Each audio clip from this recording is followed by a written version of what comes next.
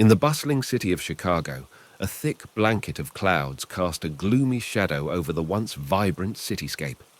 Caleb David, a man with a weathered face and eyes that held the wisdom of countless storms, glanced up at the ominous sky. A sense of unease crept into his heart, a primal instinct warning him of impending danger. His son, a bright-eyed boy named Ethan, was oblivious to the brewing storm, his mind filled with the excitement of an impending shopping spree. "Dad, can we go shopping now?" he asked, his voice laced with anticipation. Caleb hesitated, his gaze lingering on the darkening sky. "It's about to rain, son," he replied gently. "Maybe we should wait until the weather clears up." Ethan's face fell, his disappointment evident. "But I really want to go shopping, Dad," he pleaded. "Can we please just go for a little while?" Caleb sighed, his heart softening at his son's eagerness. "All right, son," he agreed.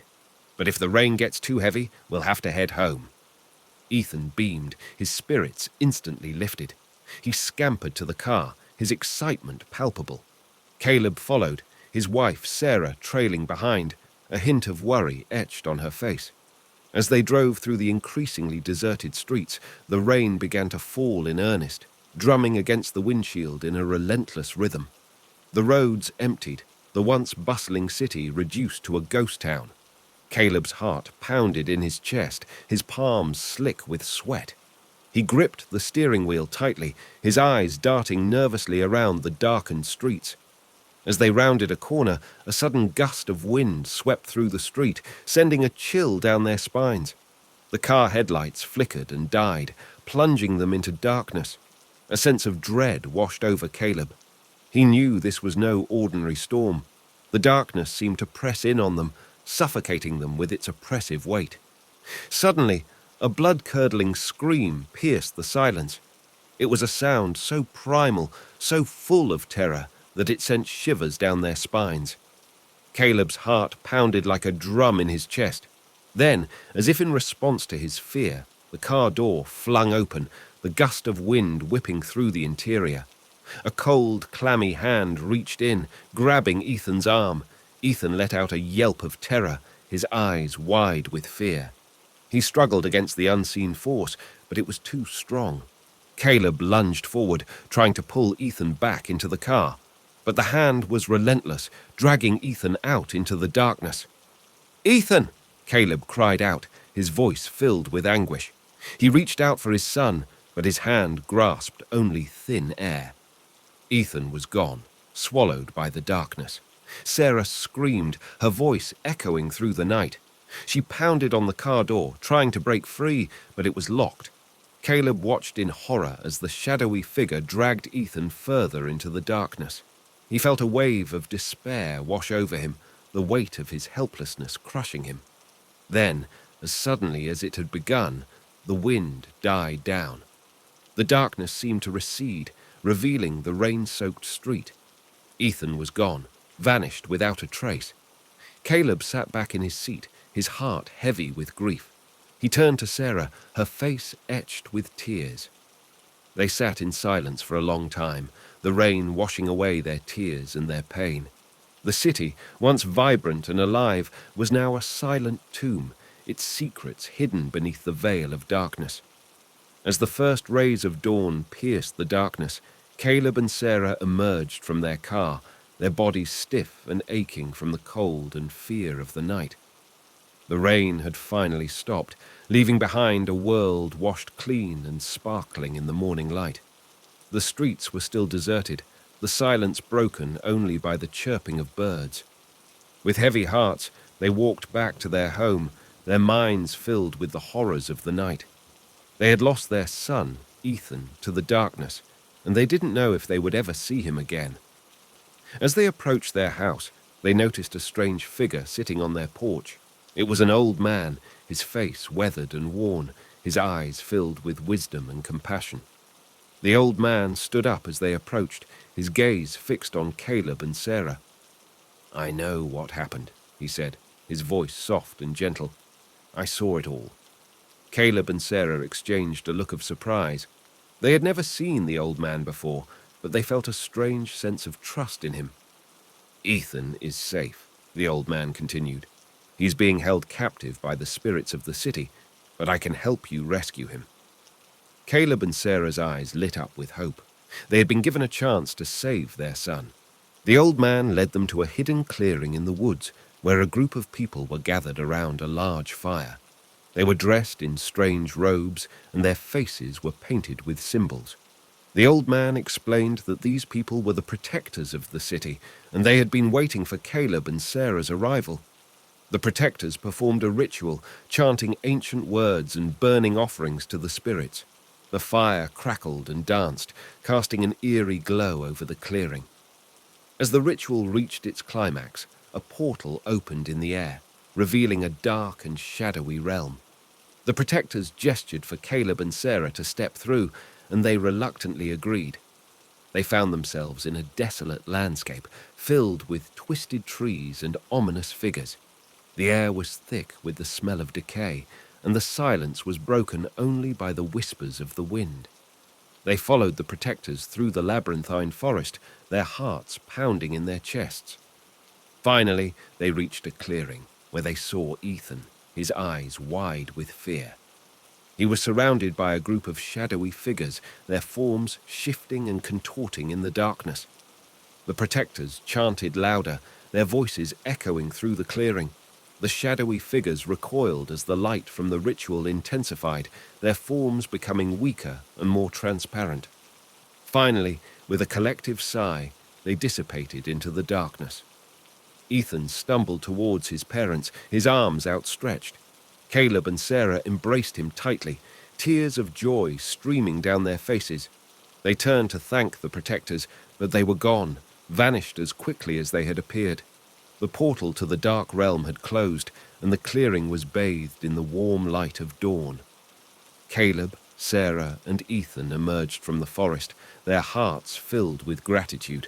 They had faced their fears and rescued their son from the clutches of darkness. They walked back to their home, their footsteps light and their spirits soaring. The city that had once seemed so menacing now appeared peaceful and serene. They knew that the darkness would always be there, lurking beneath the surface of their lives. But they had also learned that they had the strength to face it and the love to overcome it. And so, they lived happily ever after, their love a beacon of light in the heart of a haunted city. Story number 2. Daniel Miller was a man who had always been afraid of the dark. Ever since he was a child, he would be terrified of the shadows that lurked in his bedroom at night. As he grew older, this fear only intensified. He would often have nightmares about being chased by something unseen, or waking up to find that his room was filled with fog. One night, Daniel was awakened by the sound of rain drumming against his window. He looked out into the darkness and saw that the streets were deserted. The wind was howling, and the trees were swaying wildly in the storm. Daniel felt a chill run down his spine. He knew that something was out there, and he was afraid. Daniel's wife, Sarah, was also awake. She could hear the rain hitting the roof, and she felt a sense of unease creeping over her. She looked at Daniel, who was lying awake, staring at the ceiling. "Are you okay?" she asked him. Daniel shook his head. "I don't know," he said. "I just have a bad feeling about tonight." Sarah tried to reassure him, but she couldn't shake the feeling that something bad was going to happen. She got out of bed and went to the window to look out at the storm. The rain was coming down in sheets, and the wind was howling like a banshee. Sarah could barely see the trees across the street, and the houses were all dark. She felt a sense of dread wash over her. Suddenly, the lights went out. Sarah gasped. "What happened?" Daniel asked. "I don't know," Sarah said. "The power must have gone out."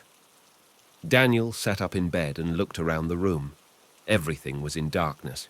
He could only hear the sound of the rain and the wind. Sarah fumbled her way around the room to find her flashlight. When she finally found it, she turned it on and shone it around the room. "Daniel, look!" she said. Daniel looked where Sarah was pointing and gasped. On the wall, there was a large, dark shadow. It was moving, and it looked like it was reaching out for them. Daniel and Sarah were frozen in terror. They watched as the shadow grew larger and larger. Sarah's flashlight began to flicker, and then it died. They were plunged into darkness again. Daniel and Sarah were huddled together in the darkness, trembling with fear. They could hear the shadow moving around the room, and they could feel its cold breath on their skin. Daniel tried to speak, but no words came out. He was paralyzed with fear. Sarah was clutching Daniel's hand tightly. She could feel his heart racing. The shadow was getting closer and closer. Daniel and Sarah could feel its presence all around them. Suddenly, the shadow grabbed Daniel. Sarah screamed. She tried to pull Daniel away, but the shadow was too strong. It dragged him away into the darkness. Sarah was left alone in the darkness, screaming for help. The next morning, the rain had stopped, and the sun was shining. The streets were once again filled with people going about their daily lives. No one knew what had happened to Daniel Miller. He had vanished without a trace. Sarah was heartbroken. She couldn't believe that she had lost her husband in such a horrible way. She went to the police, but they couldn't find any evidence of what had happened. Daniel was just gone. Sarah was never the same after that night. She was haunted by the memories of the shadow, and she could never be alone in the dark again. The city of Birmingham was never the same either. The people of Birmingham were always looking over their shoulders, afraid of what might be lurking in the shadows.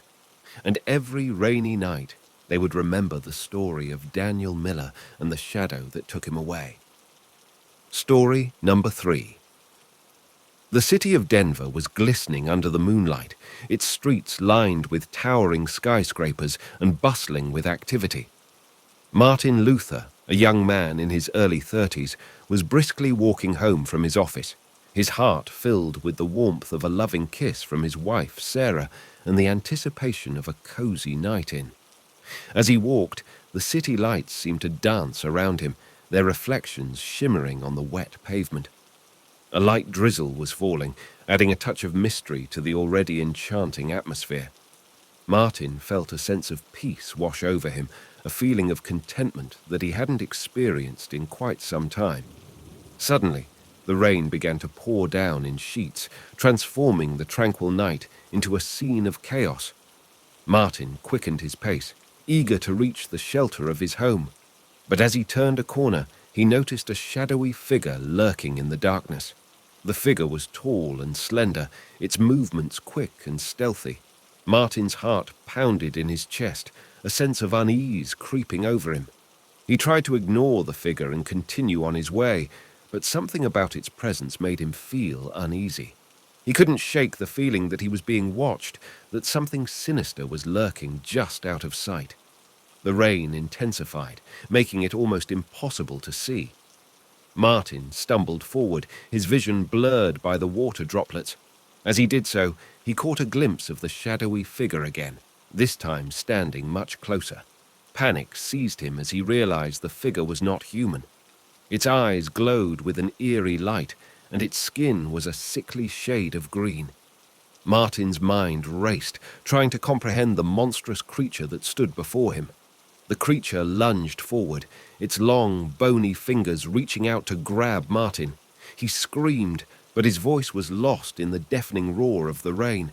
The creature's claws dug into his flesh, and he felt a searing pain as it dragged him into the darkness. Sarah sat by the phone, her heart pounding with worry. Martin was supposed to have been home hours ago, and she had tried calling him multiple times, but his phone went straight to voicemail. She tried to remain calm, but the longer Martin didn't return, the more anxious she became. Finally, she decided to call the police. The police arrived and immediately launched a search for Martin. They drove through the rain-soaked streets, their sirens blaring, their lights cutting through the darkness. After hours of searching, they finally found Martin's car, parked abandoned on a deserted road. Martin was inside, unconscious, but alive. The police rushed Martin to the hospital, where he was treated for his injuries. He was weak and disoriented, but he was alive. Sarah was overjoyed to see him, and she held him tightly, tears of relief streaming down her face. Martin never fully recovered from the attack. The memory of the shadowy creature haunted him, and he often suffered from nightmares. But he was alive, and that was all that mattered to Sarah. The city of Denver was once again bathed in the warm glow of the sun. The rain had long since stopped, leaving behind a sparkling city refreshed and rejuvenated.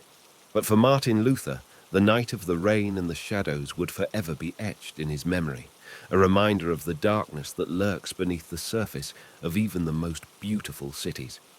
And that's a wrap for 3 spine-chilling rain night horror stories. I hope you enjoyed them, and I hope they kept you up all night. If you did enjoy them, please give this video a thumbs up and subscribe to my channel for more horror stories content. And if you have any requests for future videos, please leave a comment below. Thanks for watching.